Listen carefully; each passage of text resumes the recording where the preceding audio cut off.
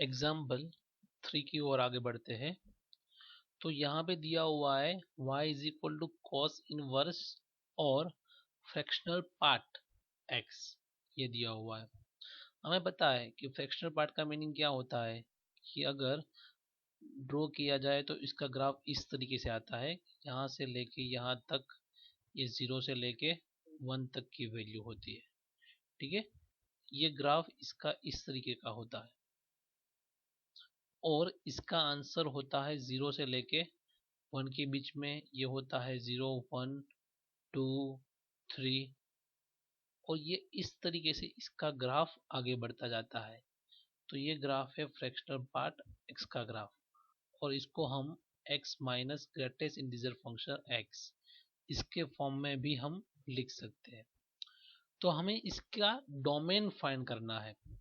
तो हमें पता है, हमें डोमेन फाइंड करना मीन्स कि हम पहले देखते थे कि अगर log x है तो और यहाँ पे a दिया हुआ है तो इसका डोमेन किस तरीके से फाइंड करेंगे। हमें पता है कि x ऑलवेज क्या होना चाहिए, 0 से बड़ा होना चाहिए, a 0 से बड़ा होना चाहिए और यहाँ पे a is not equal to 1 होना चाहिए। इतनी कंडीशन हमारे पास थी log के लिए। तो यहाँ पे cos इनवर्स x, तो हमें ये देखना होगा कि cos इनवर्स x का आंसर ऑलवेज किसके बीच में आता है, -1 to 1 के बीच में ही आता है। ठीक है, तो इसका आंसर इसके बीच में ही आना चाहिए। तो वो कब पॉसिबल होगा, तो ये -1 लेस देन और equal to fractional part x और लेस देन और इक्वल टू 1। ये पॉसिबल होने के लिए ये -1 to 1 के बीच में बनना होना चाहिए। दूसरी बात ये कि फ्रैक्शनल पार्ट का आंसर तो -1 to 0 पॉसिबल ही नहीं है, क्योंकि इसका आंसर किसके बीच में आएगा, 0 और 1 के बीच में ही आएगा। कोई भी वैल्यू हम x की जगह पे रख दे, ठीक है, कोई भी वैल्यू हम x की जगह पे रख दे तो इसका आंसर किसके बीच में आएगा, 0 और 1 के बीच में। यानी कि ये जो कंडीशन दी हुई है वो क्या होगी, नॉट पॉसिबल होगी। तो हमें दूसरी कंडीशन बनानी पड़ेगी।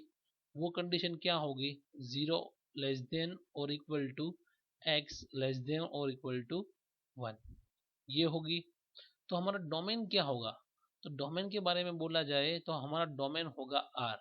क्यों R होगा, R मीन्स के रियल नंबर, यानी कि हम रियल नंबर के बीच की कोई भी वैल्यू रखेंगे, यहाँ पे 1 भी नहीं आएगा, सॉरी, क्योंकि यहाँ पे 1 भी क्या है, ओपन इंटरवल में है, यानी कि 0 लेस देन और इक्वल टू 1 ये पॉसिबल होगा।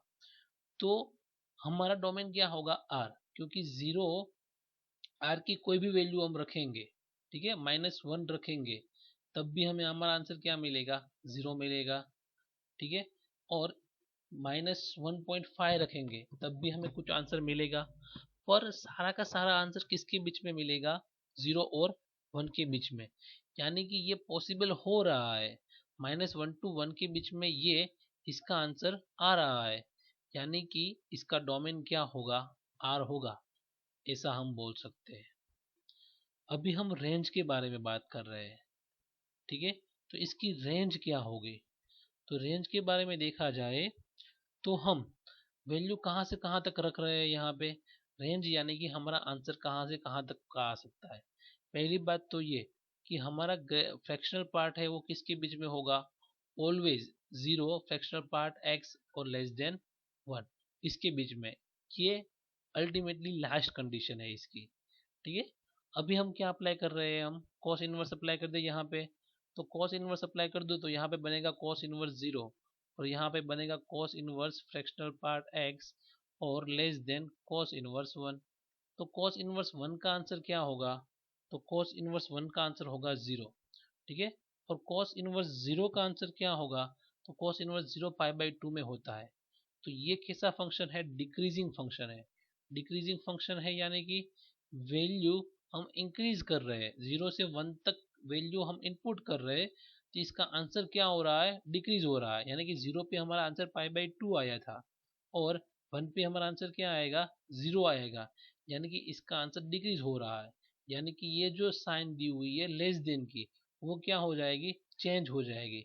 यानी कि यहाँ पे बन जाएगा ग्रेटर देन और यहाँ पे बन जाएगा ग्रेटर देन और इक्वल टू, और यहाँ पे होगा cos inverse fractional part x।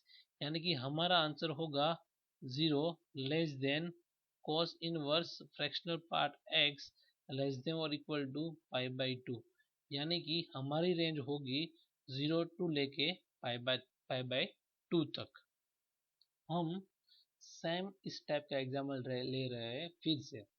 y is equal to sine inverse fractional part x, और इसका हमें डोमेन और रेंज दोनों फाइंड करनी है।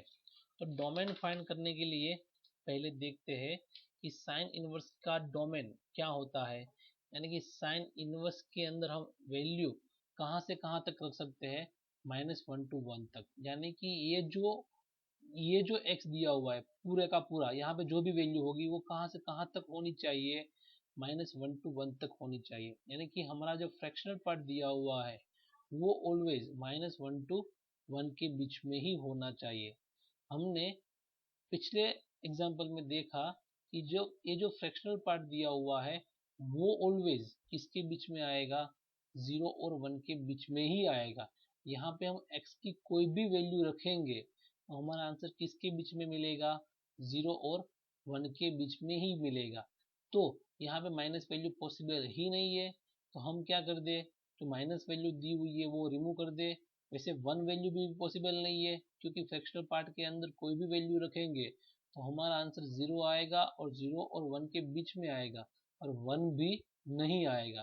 ठीक है, तो हमारा आंसर किसके बीच में होगा, तो 0 लेस देन और equal to fractional part less than 1।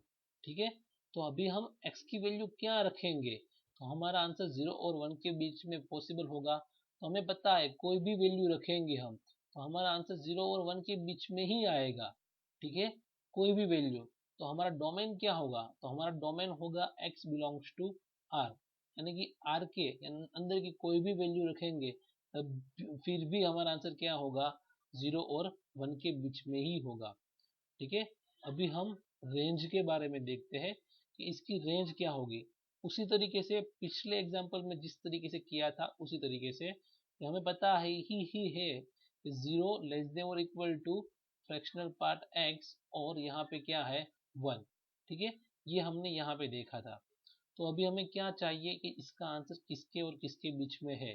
तो मैं यहाँ पे साइन इनवर्स अप्लाई कर रहा हूँ, तो यहाँ पे होगा साइन इनवर्स 0 लेस देन और equal to sine inverse fractional part x, और यहाँ पे होगा साइन इनवर्स 1।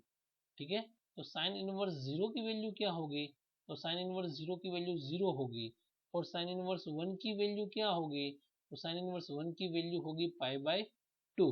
ठीक है, पर ये जो दिया हुआ है वो क्या है, इंक्रीजिंग फंक्शन है। इंक्रीजिंग फंक्शन का मीनिंग ये होता है कि हम वैल्यू जो रख रहे हैं, यानी कि इनपुट रख रहे हैं और बढ़ाते जा रहे हैं, तब भी हमारा आंसर क्या होता जा रहा है, इंक्रीज ही हो रहा है। यानी कि 0 पे हमारा आंसर 0 था और 1 पे हमारा आंसर क्या आया, π/2 आया। यानी कि इंक्रीजिंग फंक्शन है, यानी कि ये साइन चेंज नहीं होगी। ठीक है, तो यहाँ पे क्या होगा, उसी तरीके से होगा। हमने पिछले एग्जाम्पल में देखा था कि cos इनवर्स x था, तो उसमें क्या हो रहा था, साइन चेंज हो रही थी। क्यों, हमें पता है कि π/2 बड़ा है, यहाँ पे 0 कैसा है, छोटा है। यानी कि मैं इसको इस तरीके से तो नहीं लिख सकता π/2 लेस देन और इक्वल टू लेस देन 0, तो ये बात क्या हो जाएगी, गलत हो जाएगी, क्योंकि ये तो पॉसिबल है ही नहीं। ठीक है, तो हमें क्या करनी पड़ेगी, साइन चेंज